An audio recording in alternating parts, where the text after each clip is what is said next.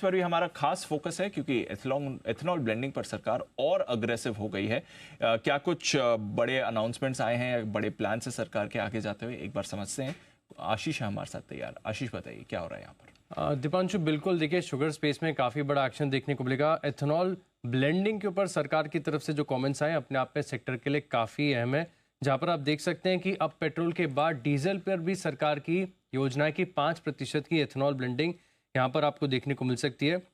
दरअसल अगर आप देखें तो जो पेट्रोल पर ब्लेंडिंग होती है, इसकी भी जो टाइमलाइन है ये फर्दर अगर आप देखें तो इन्होंने घटाई है। यानी पहले लक्ष्य था सरकार का कि 2030 तक अगर आप देखें तो एथेनॉल की जो ब्लेंडिंग है ये 20% करने का लक्ष्य था 2030 तक, लेकिन अब बताया जा रहा है कि 2025-26 तक ही अगर आप देखें तो 20% का जो लक्ष्य लंबे समय से सरकार ने रखा था ये हासिल होते नजर आएगा। लेकिन सेक्टर के लिए बड़ी बात यह है कि देखिए 20% एथेनॉल ब्लेंडिंग होगी, समय से पहले होगी, बड़ा पॉजिटिव है। लेकिन 5% अगर आप देखें तो जो डीजल में ब्लेंडिंग हो रही है ये अगर आप देखें तो नए रेवेन्यू के आयाम खोल देगा, क्योंकि BS3 में और BS4 में अगर आप देखें तो 2018 और 19 में बसों पर ट्रायल किया गया था डीजल के साथ एथेनॉल की ब्लेंडिंग करके 5% की, और इसके बाद 500 घंटों का रन किया गया, तो जिसमें मालूम पड़ा कि कोई भी दिक्कत टेक्निकल तौर पर इन बसों में देखने को नहीं मिली। इनफैक्ट अगर आप देखें तो कुछ बसेस में जो फ्यूल एफिशिएंसी है इसमें भी आपको सुधार देखने को मिला। हालांकि BS6 में अगर आप देखें तो अभी भी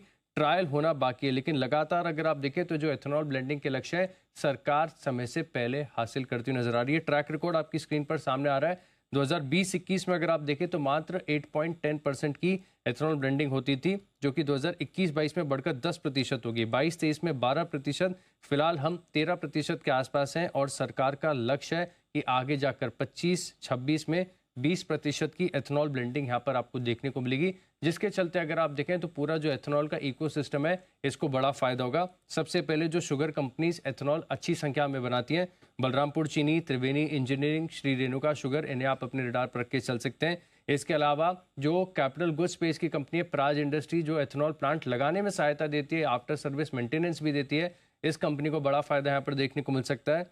और साथ ही में अगर आप देखें तो जो ग्रेन बेस्ड एथेनॉल है जिसकी कीमतें शुगर से ज़्यादा हैं, इनको भी काफ़ी फायदा होगा, जैसे BCL इंडस्ट्रीज़ है, इंडिया ग्लाइकोल्स, ग्लोबल स्पिरिट्स और गुलशन पॉलियोल्स। इन स्टॉक को आप अपने रडार पर रखेंगे।